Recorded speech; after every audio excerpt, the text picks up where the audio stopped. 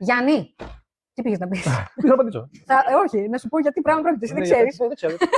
Λέω να ήθελες κάτι. Θα απαντήσουμε σε κάτι σχόλιο. Τα αρχεία που παίρνει η αστυνομία, π.χ. από πεζοδρόμιο που κατέγραψε κάμερα σπιτιού ή μαγαζιού και δείχνει την πορεία του χ δράστη, είναι νόμιμα?